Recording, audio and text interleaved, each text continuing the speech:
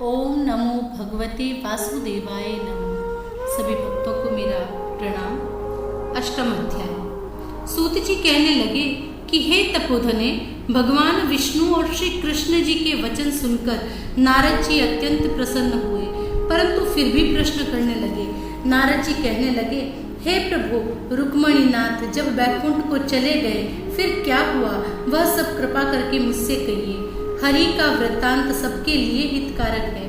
ऐसे प्रश्न से प्रसन्न होकर श्री नारायण जगत को आनंद देने वाले वचन बोले। श्री नारायण कहने लगे, हे नारद, जब रुक्मणीनाथ बैकुंठ को चले गए तो अधिक मास को अपने धाम में अपने पास बसाया। वहाँ बैकुंठ में बसकर अधिक मास अत्यंत आनंद करने लगा और भगवान के साथ क्रीड़ा करने लगा। श्री कृष्ण ने मन से प्रसन्न होकर मल मास को 12 मासों में सबसे श्रेष्ठ कर दिया और सबका प्रिय बना दिया।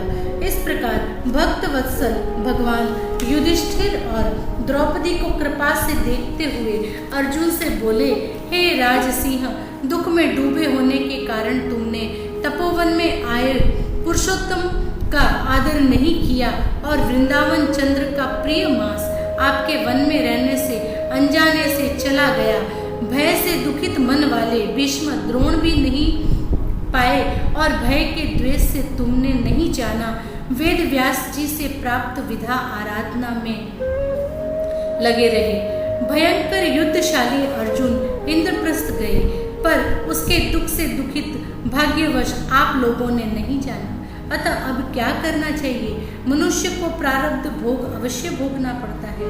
मनुष्य प्रारब्ध से ही सुख, दुख, भय और आनंद को प्राप्त होता है। अतः सदा भाग्य पर ही भरोसा रखो। हे महाराज, अब आपके दुख का दूसरा कारण कहता हूँ। इतिहास पूर्वक इस कथा को अच्छी तरह श्रवण करो। कृष्ण कहने लगे, यह द्रौपदी पूर्व जन्म में महाभाग्यशाली ब्राह्मण की पुत्री थी। कुछ काल व्यतीत होने पर 10 वर्ष की हो गई। अपने पिता की यह एक ही पुत्री थी और बड़ी चतुर, गुणवती और सुंदरी होने के कारण यह पिता को अत्यंत प्रिय थी। यह पड़ोसी सखियों का सुख देखकर पुत्र पौत्र की इच्छा करने लगी और विचारने लगी कि ऐसे मेरे भी अच्छे गुण और भाग्य वाले भर्ता और सुख देने वाले श्रेष्ठ पुत्र किस तरह उत्पन्न हो, परंतु प्रारब्ध में तो पहले ही नाश कर दिया। क्या करूं? क्या किसी मुनि के पास जाऊं या किसी तीर्थ में जाकर वहां पर रहूं? मेरा भाग्य कैसे हो गया है कि कोई भर्ता मेरी इच्छा नहीं करता है। बड़े आश्चर्य की बात है कि मेरे भाग्य से मेरा पंडित पिता भी मूढ़ हो गया है।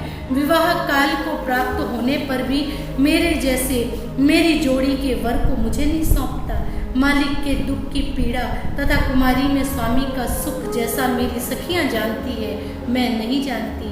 आकुल तथा व्याकुल वाले मनोरथ की चिंता से मेरी भाग्यवती माता पहले कैसे मर गई। शोक और मोह की तरंगों से पीड़ित कन्या का पिता यह मेधावी ऋषिराज भी पृथ्वी में विचारने लगा, पर कन्यादान के निमित्त जोड़ी का वर ढूंढने पर नहीं मिलने से अपने मनोरथ में निराश हो गया। पुत्री के और उसके अपने दुर्भाग्य से टूटा संकल्प का पिंजरा होने से उसको महादारुण तीव्र ज्वर हो गया। तब वह ऋषिराज सब शरीर में अति शूल होने के कारण व्याकुल हो गया और श्वास पर श्वास से युक्त होकर लौटता गिरता घर आकर पृथ्वी पर गिर पड़ा, जैसे मदिरा पान करने से मूर्छा को प्राप्त हो जाता है, और अपनी पुत्री का स्मरण किया।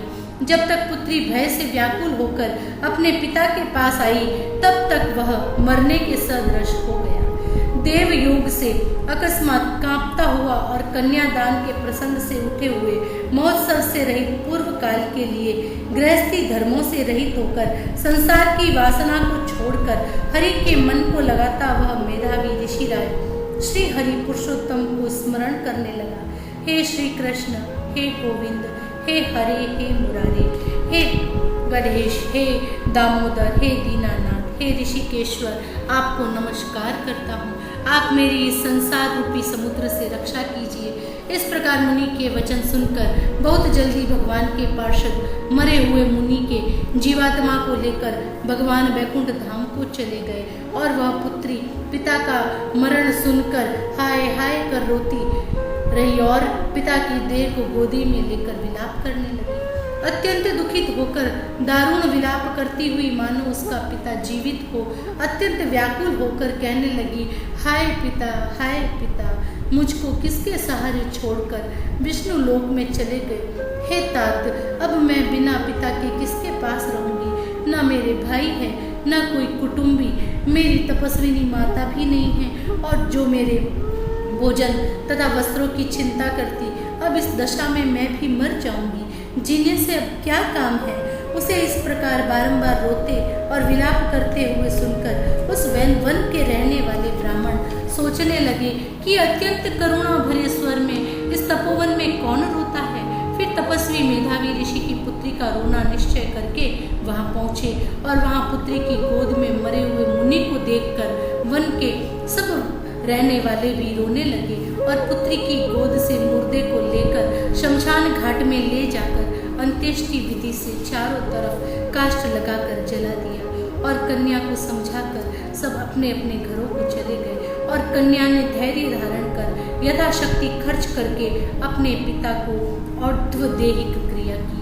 8वां अध्याय समाप्त। ओम नमो भगवते वासुदेवाय नमः। हरि ओम।